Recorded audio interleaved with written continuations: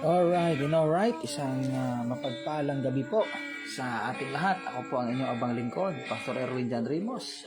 Muli po tayo nagbabalik sa ating live mga kapatid. At as I have promised po sa inyong lahat, ang ating pong lesson ay kadugtong ng ating pinag-aralan po last night, the 7 interval events from church age to from the age of grace to the kingdom age. So, yan po ang ating pag-uusapan mga kapatid. Alam niyo po ba na ang grace period, ganyan po muna natin itong star na ito, ano? From the age of grace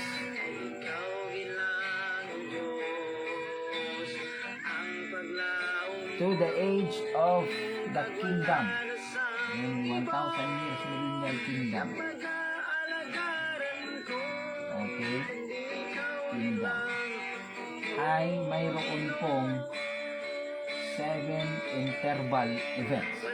So, mayroon pa pong 7 mangyayari na mahalaga na dapat po natin makita. Ulitin po natin itong diagram natin. Mayroon pong 3 guhit sa ilalim. This is the cross, mantle, and core. Sa ilalim po ay nandiyan yung tinatawag na hell. Impyerno po yan, hell na may apoy. Where the rich man is. Ito po is in the heart of the earth. Nandito naman po yung bottomless pit. Ayan. This is the great gold fix. Sa Luke 16 po, great gold fix. Para na recall tayo mga kapatid. Ito naman po yung Abraham's bosom.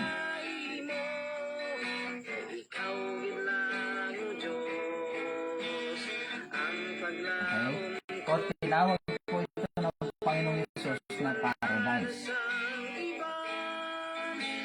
Paano po natin nalaman? Dahil ang age period mga kapatid ay nagsimula po nung ipinanganak ang Panginoong Hesus ayon sa John 1:17. For the law was given by Moses, but grace and truth came by Jesus Christ. So itong age of grace po ay nagsimula nung ipinanganak ang Panginoong Hesus. So ang palatandaan na ipinanganak ang Panginoong Hesus ay ang Star of David. Ayan, kaya maglagay po tayo ng Star of David. And then, ang Panginoong Hesus po, dahil sa kanyang mission, for the Son of Man is come to seek and to save that which was lost. Siya po ay namatay sa cross of Calvary. Ayan. So, magkakaroon tayo ng crucifixion, ano? Okay, so meron po ditong 3 cross. At nung ang Panginoong Hesus po ay nasa cross, sabi niya po sa katabi niyang magnanakaw, today thou shalt be with me in paradise. So saan po pumunta ang Panginoong Hesus? Nung siya po ay naipako, na pinangako niya doon sa katabi niyang magnanakaw na today thou shalt be with me in paradise. Alam niyo po ba na ang Panginoong Hesus ay bumaba po, hindi po umakyat sa langit, nung kanyang pagkamatay. Dito po si Jesus Christ kasama po ang believing thief ay bumaba po sa paradise. Okay, mahalaga po na alam natin yan mga kapatid. Kaya itong paradise na ito ay ang Abraham's bosom. Ayun mga sinasabi po ng iba na si Jesus daw ay pumunta sa impyerno na may apoy at nasunog. Mali po yung mindset na yon. You know why? Because sinabi ng Panginoong Hesus, hindi po siya pupunta sa impyernong may apoy. Pumunta po siya sa paradise. Ang paradise po ay yung Abraham's bosom. Ayon po yan sa Luke 16. Ito po ay Luke 16. The story of rich man and Lazarus 19 to 25. Or 30. Lagyan na lang natin 19 to 30 para mas mahaba po ang ating Bible reading. So ayon po sa Luke 16, 19 to 30, meron pong tatlong partition ng impyerno. Yung may apoy, kung nasaan yung rich man, bottomless pit, which is the great gulf fix. Impyerno rin po ito, pero ito po yung prison of the fallen angels na tinukoy sa Jude 1:6. Tinawag po itong chain under darkness, mga kapatid. So nang namatay po ang Panginoong Hesus dito po sa crucifixion, 3 days and 3 nights in the whale's belly, so also the Son of Man be 3 days and 3 nights in the heart of the earth. So dito po pumunta ang Panginoong Hesus. Kaya kapag inaral nyo po ito, nag-preach pa po ang Panginoong Hesus sa spirit in prison. Pero nasaan po ang Panginoong Hesus noon? Hindi po pumunta dito ang Panginoong Hesus sa may apoy, na kung saan nandoon po yung rich man. Okay, dito po siya pumunta sa paradise na Abraham's bosom, kung na kinaroroonan po ni Lazarus. Okay? So, I don't know kung mayroon po magdi-disagree dyan sa mga viewers natin, pero mas maganda po kung mayroon nagdi-disagree. So, may verse po na nagsasabi, as Jonas was 3 days and 3 nights in the whale's belly, so also the Son of Man be 3 days and 3 nights in the heart of the earth. So, dito po pumunta ang Panginoong Hesus. Before po siya nag-ascend into heaven, bumaba po muna siya into the lower parts of the earth.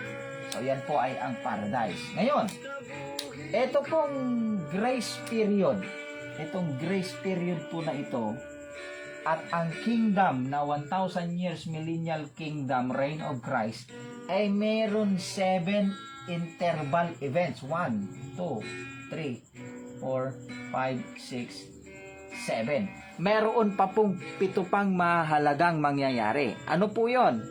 So, the age of grace start John 1:17. Nag-umpisa po ito nung ipinanganak si Jesus Christ. Okay? Came by Jesus Christ.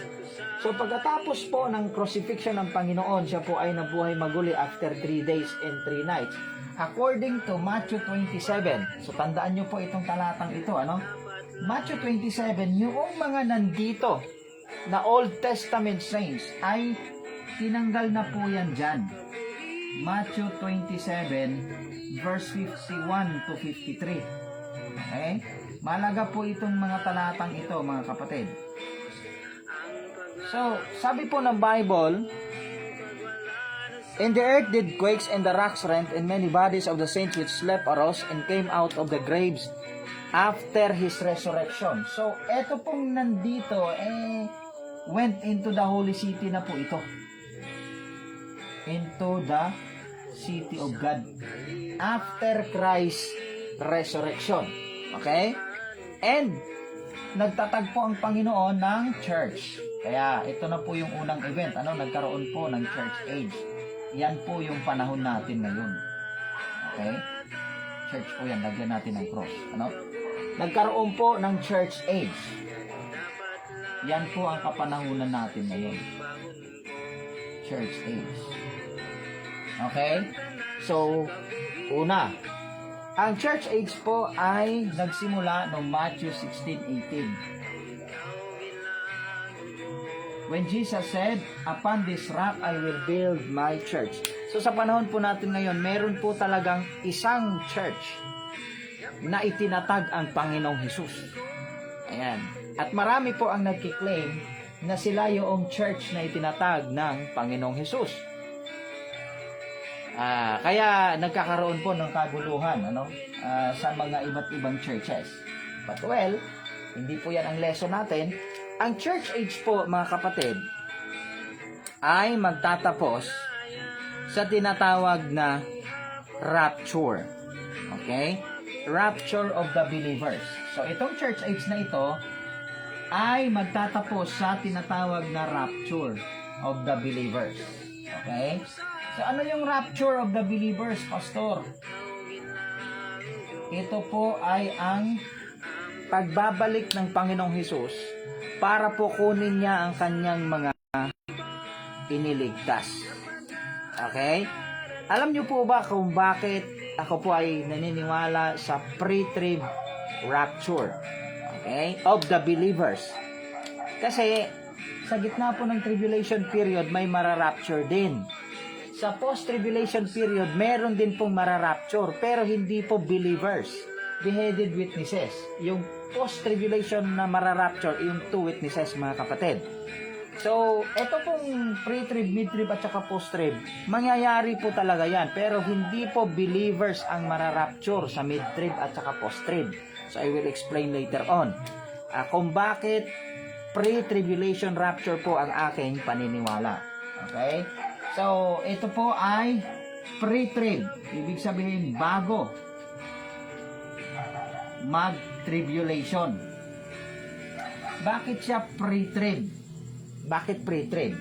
Okay? Tandaan po natin mga kapatid, na pagkatapos po ng rapture, the dead in Christ shall rise first, and we which are alive and remain shall be caught up together in the clouds to meet the Lord in the air. Yan po ay sa 1 Thessalonians 4:16 to 17. Okay? So, lahat ng mga ligtas ay mararapture. Pagkatapos po ng rapture, ay magkakaroon ng judgment seat sa itaas. Dito po sa first heaven. Okay, judgment seat of Christ. Yan na po yung pangatlong event. Ano? Judgment seat of Christ.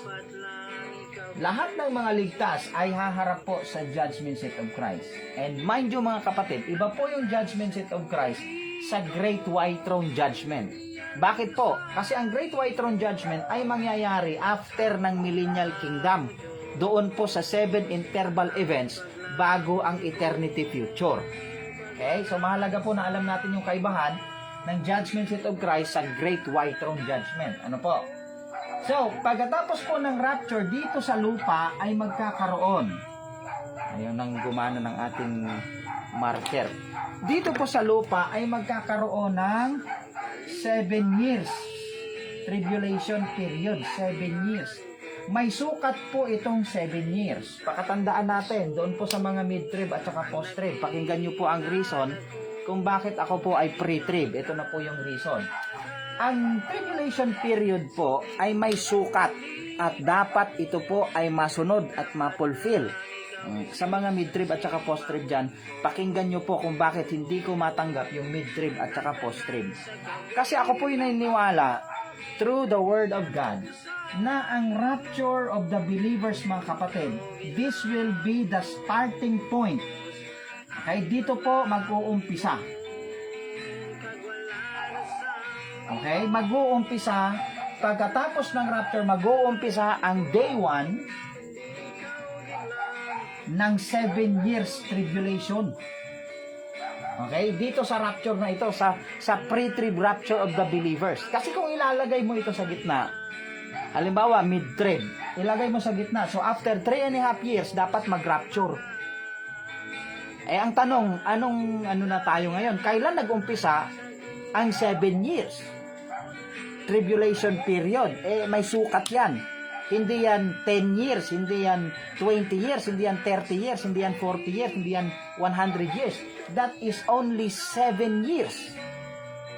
At, isa pa, saan ka mag-uumpisa ng iyong pagbibilang ng 7 years na yan kung hindi ka mag-uumpisa dito sa pre-trib rapture na ito?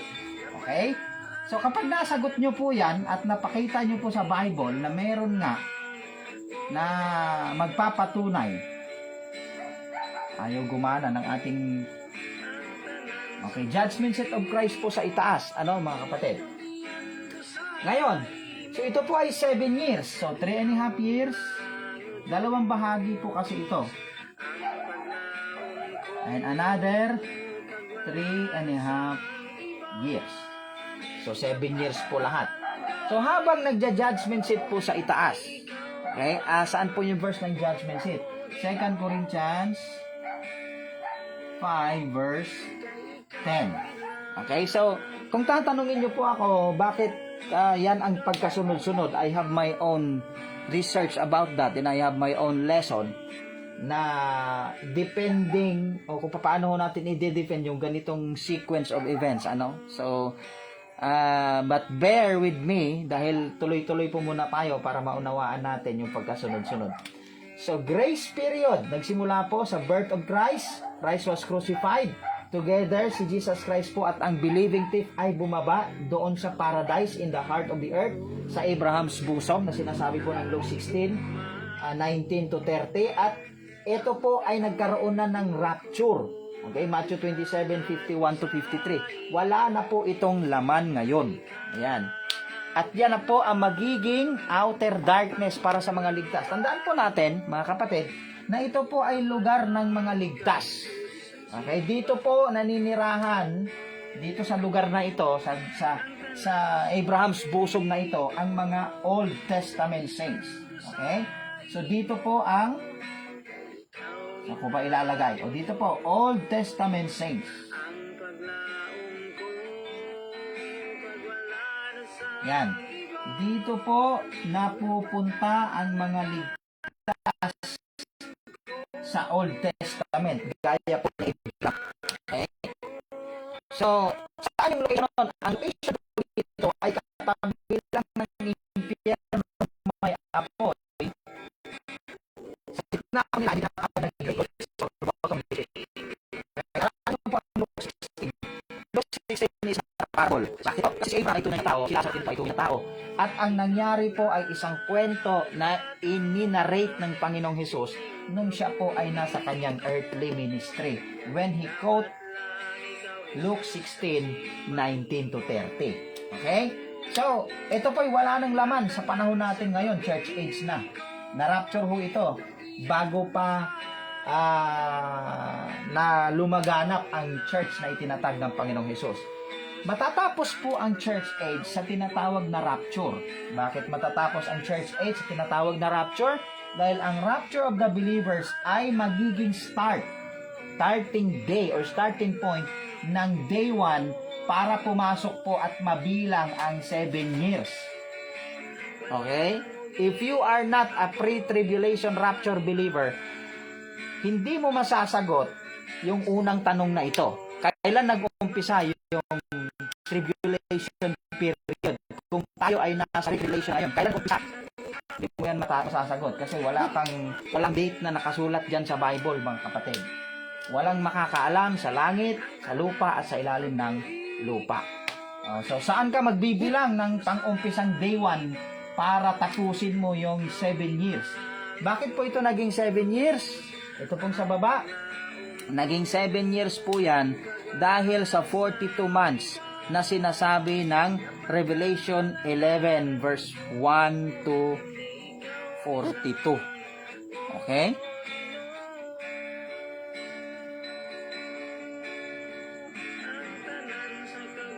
Revelation 11. Okay? Isa yan, talata po yan na dapat nating basahin, ano?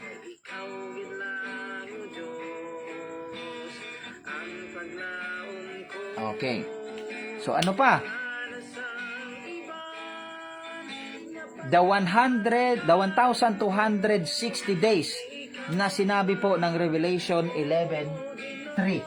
Okay, so yung ating reference para makuha yung 7 years, mga kapatid, ay nasa Revelation 11 lang. Basahin niyo po yan. Verse 2 to verse 4. Okay? So, yan po yung mga talata natin. Ano? Revelation 13 verse 5. Ay, nandyan po ang 42 months. Revelation 13 verse 5. Ay, basahin po natin. Revelation 13 verse 5. Basahin ko po, mga kapatid. And there was given unto him a mouth speaking great things and blasphemy, and power was given unto him to continue 42 months. And he opened his mouth and blasphemy against God, to blaspheme his name and his tabernacle, and them that dwell on heaven. And it was given unto him to make war with the saints, and to overcome them. And the power was given him over all kindred and tongue and nation, and all that dwell upon the earth shall worship him whose name are not written in the book of life of the Lamb, slain from the foundation of the world. If any man have an ear, let him hear He that leadeth into captivity shall go into captivity. He that killeth shall be killed with the sword. Here is patience and the faith of the saints, and I beheld another beast. Ito po ay ang Antichrist. Okay? Na magro-rule over 42 months. Okay? Ang 42 months po ay equivalent niya 3.5 years. Okay? And then 1,260 days, equivalent din po nun 3.5. So mayroon pong sukat ito. Kaya malabo na magkaroon ng mid-trib rapture of the believers na galing sa church age. Okay? Next. Habang nagja-judgment seat po sa taas, judgment seat of Christ. Pagkatapos ng judgment seat of Christ ay magkakaroon po ng marriage supper of the Lamb. Supper of the Lamb. Ayan. Magkakaroon po ng marriage supper habang nagkakaroon ng tribulation sa baba. Sa kalagitnaan po ng marriage supper of the Lamb. Ayan. Sa kalagitnaan po ng marriage supper of the Lamb ay magkakaroon ng war in heaven. Okay? Sa kalagitnaan po nito, mayroon pang war in heaven. Satan will be cast down to the earth, mga kapatid. Ayan, oh. War in heaven.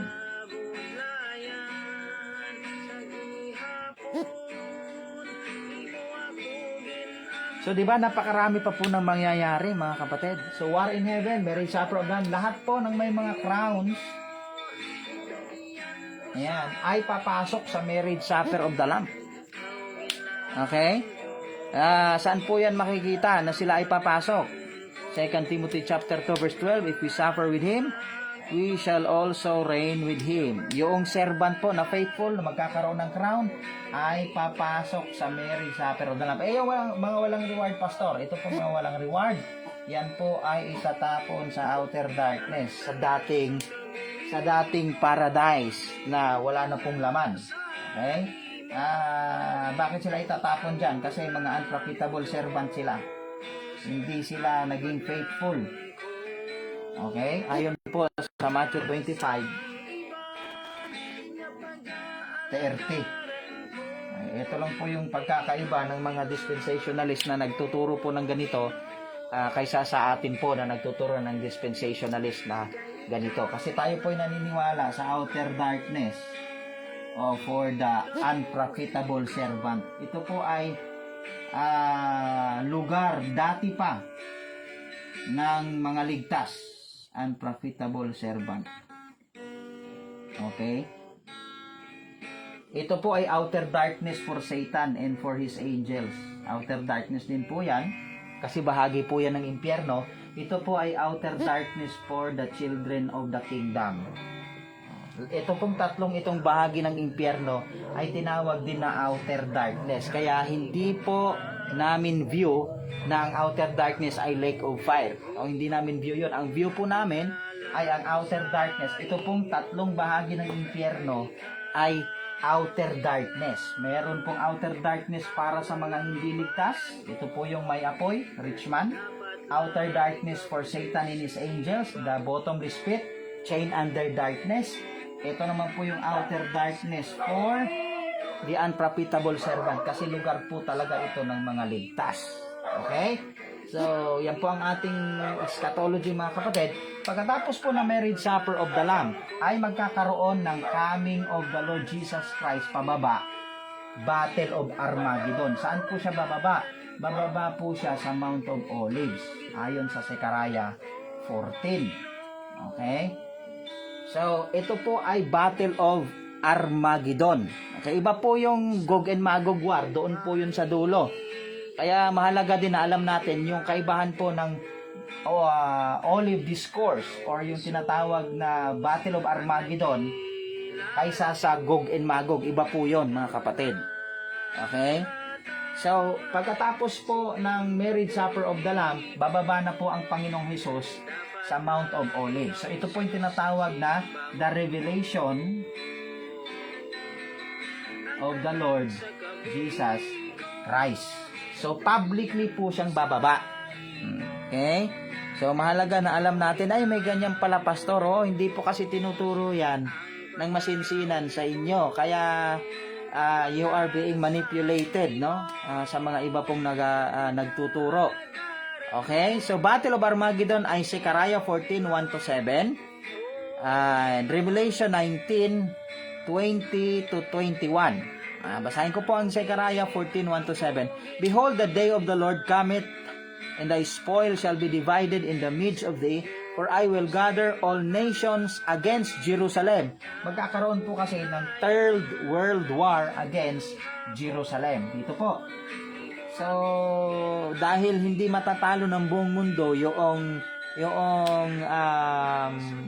defense or yung technology po ng Israel, kakalabanin siya ng buong mundo. Yung tatlong beast ay magkakasama. If you study the three kinds of beast in the book of Revelation, the beast from the earth, the beast from the sea, and the beast from the bottomless pit. Okay? Sino yun? Yung beast from the bottomless pit, yun po ay si Satanas. Okay? So now, babasahin ko po. For I will gather all nations. I am reading Zechariah 14 verse number 2. Against Jerusalem and to battle, and the city shall be taken, the houses rifled, and the women ravished. The half of the city shall go forth into captivity. The residue of the people shall not be cut off from the city. And there shall the Lord go forth and fight against those nations. Okay? As when he fought in the day of battle, and his feet shall stand in that day upon the Mount Olives. Ayun, ito po. At ito pong Mount Olives na ito, mahahati po ito sa 4. Okay, it will be divided. Mahati po yan sa 4. Sabi po ng Bible. Kaya hindi pa po nangyayari ito kasi buong buo pa po yung Mount of Olives hanggang ngayon, mga kapatid. Kaya malabo po na maging totoo ang preterism. Okay? So, sabi po ng Bible, nasa Zechariah 14 lang po yan. Upon the Mount of Olives, which is before Jerusalem, on the east, and the Mount of Olives shall be cleaved in the midst thereof toward the east, toward the west, and there shall be a great valley, and half of the mountain shall remove toward the north, and half toward the south. Tinan po ninyo, di ba? Mahati sa 4. And there shall flee into the valley of the mountains, into the valley of the mountains shall reach unto Azal. Ye shall flee like as you fled before the earthquake in the days of Uzziel, king of Judah, and the Lord my God shall come, and all the saints with thee. Ayan, kasama niya po, coming with the saints na po ito. Ito po ay coming for the saints, pataas. The Lord himself shall descend from heaven. Ito po ay coming with the saints, pababa. Public po ito. Ito po ay private. Wala pong nakakaalam. Okay? So, mahalaga po yun. Ulitin ko po, yung 7 interval events ay Age of Grace, Church Age, and then Rapture. Habang nagra-rapture, magkakaroon ng 7 years, tribulation period sa ibaba. Sa itaas naman po ay magkakaroon ng Judgment Seat of Christ, Marriage Supper of the Lamb, equivalent po yan 7 years. And then, sa gitna po ng Judgment Seat of Christ at saka Marriage Supper of the Lamb ay may war in heaven. Pababa, si Satanas po itatapon. Dito, pagbaba niya po, itapon po siya rito, lalabas po yung mga beast. Okay, kung aaralin natin yung detalye po ng 7 years tribulation period, palalabasin niya dito because Satan is Abaddon Apollyon, which is the king of the bottomless pit at this time. Hindi niya pa po ito prison. Ayan. Kingdom niya pa po ito hanggang ngayon. And until the 7 years tribulation period, kingdom niya pa ito. Pagdating po ng Panginoong Hesus sa Battle of Armageddon, ikukulong na po si Satanas diyan ng 1,000 years. Kaya mahalaga po, marami pang mangyayari mga kapatid. At alam nyo ba, yung pinakamahalaga ay malalaman nyo yung mga detalye sa bawat event na mangyayari para hindi po kayo malito. At pag nagbasa po kayo ng Bible, alam nyo kung saan yun ilalagay. Now, sa Battle of Armageddon, ito po ang mangyayari. Revelation 19 verse 20 to 21. And the beast was taken, and him and the false prophet which wrought miracles, him which he deceived, and them that received the mark of the beast, and them that worship his image. These both were cast alive into the lake of fire. Tingnan po ninyo. Pagdating po nitong Battle of Armageddon, yung beast, them that have the mark of the beast and the false prophets will be cast into the lake of fire.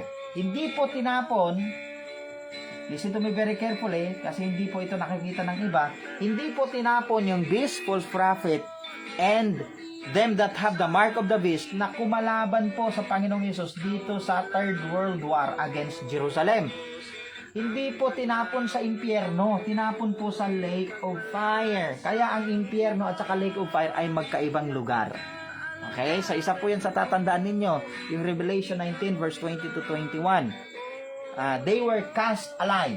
Nalagay natin dito, Revelation 19 verse 20 to 21.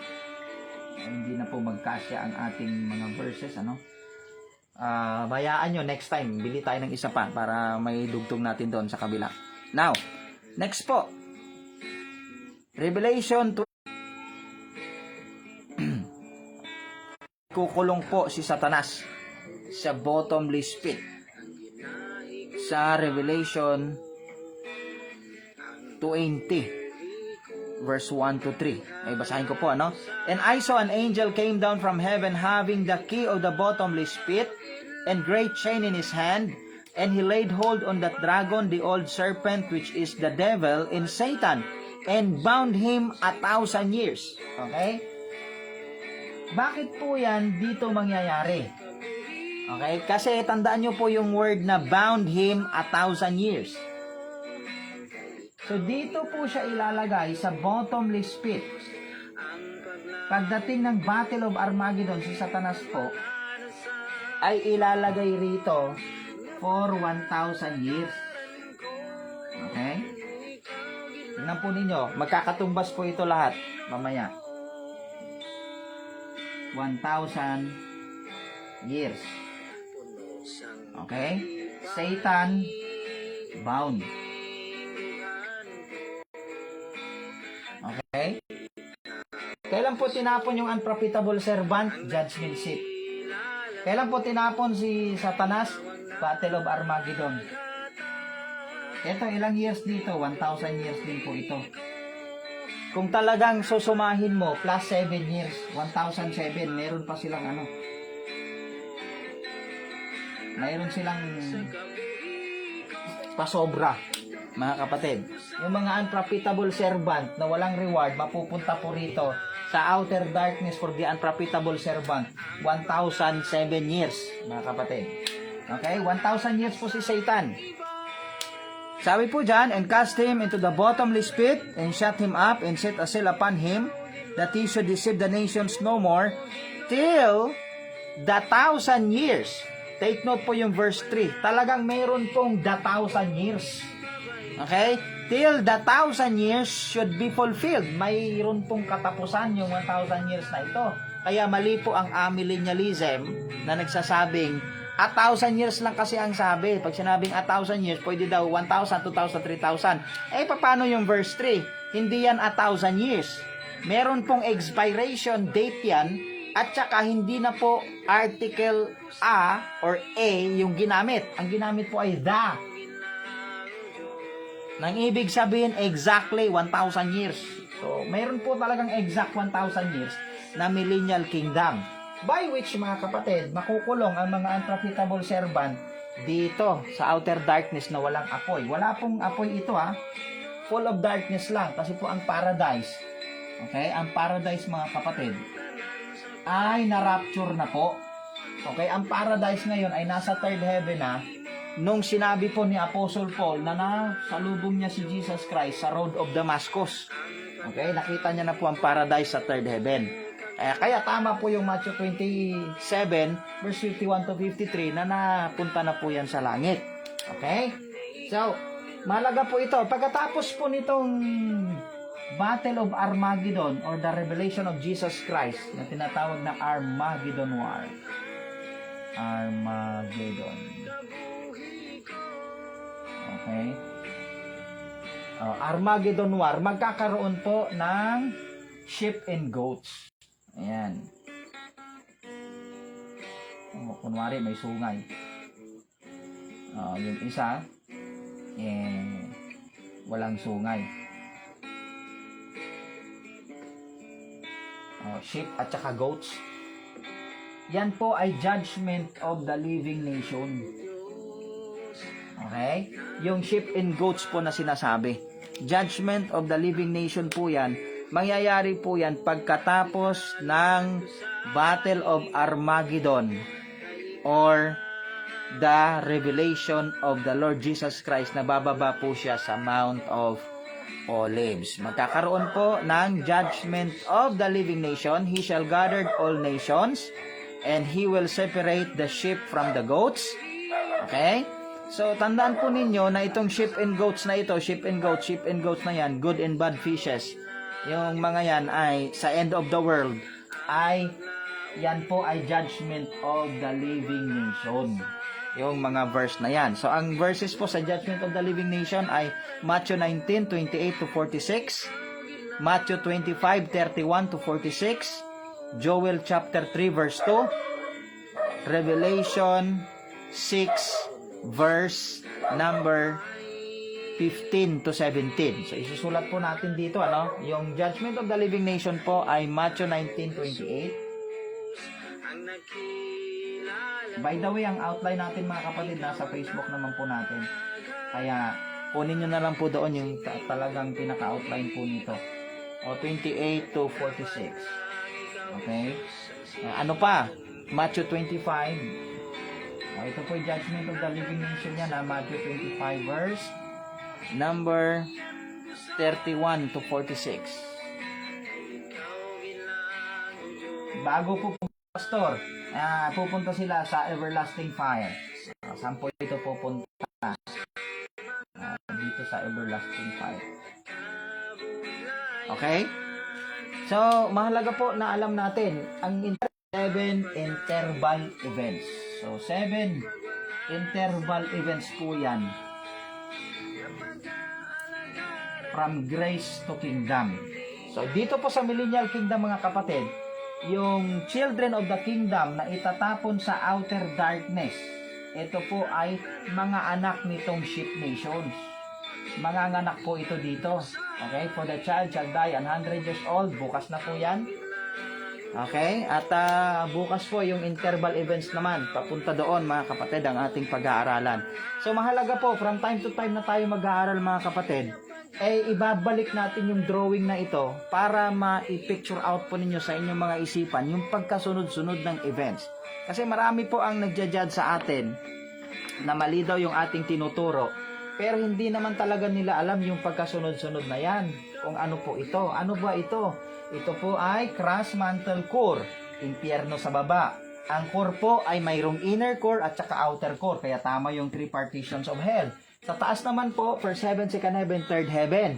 Sa taas po, for there are 3 that be recorded in heaven, the Father, the Word, and the Holy Ghost. In these 3 are 1. Yan po ay 1 John 5, 1 John 5:7. Okay? Okay, at saka John, Genesis 1:1, 1 to 2, Genesis chapter 1 verse 1 to 2, at saka John 1:1. In the beginning was the Word, and the Word was with God, and the Word was God. Okay? In the beginning, God Elohim. Okay, Elohim na po yung nag-create, In the beginning, God Elohim means plural. 3 na po sila ang creator. Kaya malabo po natutuo ang oneness at saka monotheist. Okay, malabo po natutuo yan. Si Jesus Christ po ay may throne. Ayan, ang Father ay may throne. At ang Holy Ghost po ay tinawag na God. May throne din po yan. Okay, in the midst of the throne. So, mahalaga po mga kapatid, itong mga talatang ating binabanggit, if I will explain everything, tatagal po tayo. Kaya hanggang dito na lang po tayo. If you have questions, you are free to comment in the comment section sa inyo pong mga tanong.